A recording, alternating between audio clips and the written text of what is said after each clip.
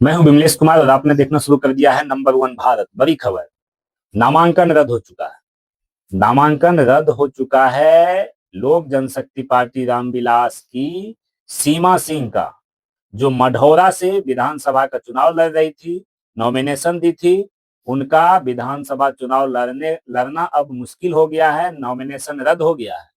अगर कुशेश्वर स्थान की बात करें तो कुशेश्वर स्थान विधानसभा से वीआईपी मुकेश सहनी की पार्टी से गणेश भारती जी नॉमिनेशन दिए थे, उनका भी नॉमिनेशन रद्द हो गया है। आइए खबर पूरा विस्तार से बताते हैं, कहां कैसे क्या कुछ हुआ है।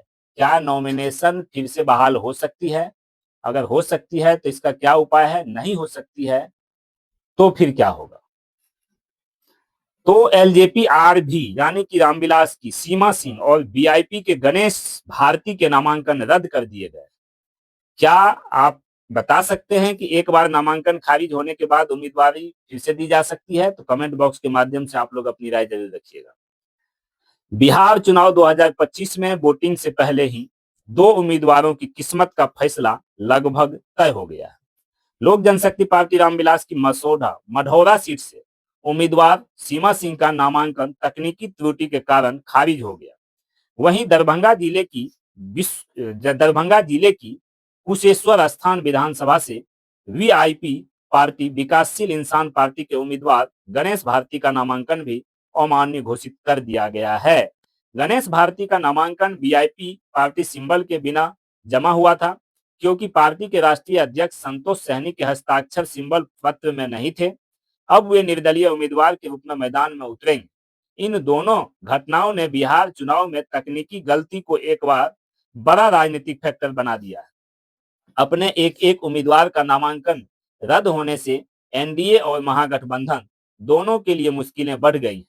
सवाल उठ रहा है, क्या एक बार नामांकन रद्द होने के बाद उम्मीदवारी बहाल की जा सकती है दोबारा से या नहीं? सीमा सिंह का मामला जो है वो फॉर्म बी में गड़बड़ी के कारण से हुआ है। सीमा सिंह का जो नामांकन रद्द हुआ है वो इसीलिए हुआ क्योंकि फॉर्म बी जो भरा जाता है उस फॉर्म बी में गड़बड़ी हो गई और यही कारण रहा कि सीमा सिंह का जो है नामांकन रद्द हो गया। मढ़ौरा सीट से एलजेपी या रामविलास की उम्मीदवार सीमा सिंह का नामांकन रद्द होने का कारण उनके फॉर्म बी में पाई गई तकनीकी खामी रही है। फॉर्म बी किसी भी उम्मीदवार के लिए यह प्रमाणित करता है कि उसे संबंधित राजनीतिक दल का अधिकृत उम्मीदवार घोषित किया गया है। निर्वाचन पदाधिकारी ने बताया कि सीमा सिंह को त्रुटि सुधारने का मौका दिया गया था, लेकिन वह समय पर संशोधित फॉर्म जमा नहीं कर सकी।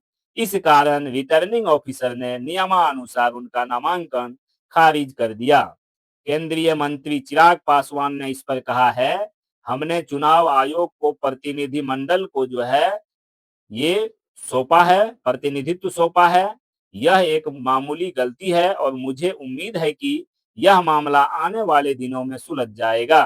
राजनीतिक जानकारों का कहना है कि इस गलती से एनडीए का मढ़ौरा में समीकरण कमजोर पड़ गया है, जबकि आरजेडी गठबंधन को अप्रत्यक्ष फायदा मिल सकता है।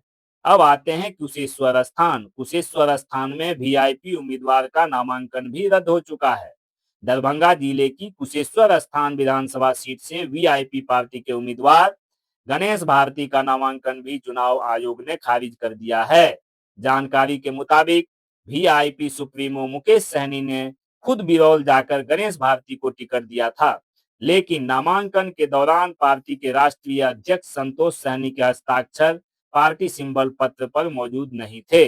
चुनाव आयोग के अनुसार किसी भी पार्टी प्रत्याशी के नामांकन के लिए अधिकृत सिग्नेचर वाला सिंबल पत्र अनिवार्य होता है। गणेश भारती ने दो सीट में नामांकन किया था, जिनमें एक पार्टी उम्मीदवार के रूप में और दूसरा निर्दलीय के रूप में। पहला सीट रद्द हो गया है, लेकिन अब वे निर्दलीय उम्मीदवार के रूप में मैदान में रहेंगे। इससे महागठबंधन को नुकसान हुआ है, क्योंकि वीआईपी पार्टी आरजेडी गठबंधन की सहयोगी है।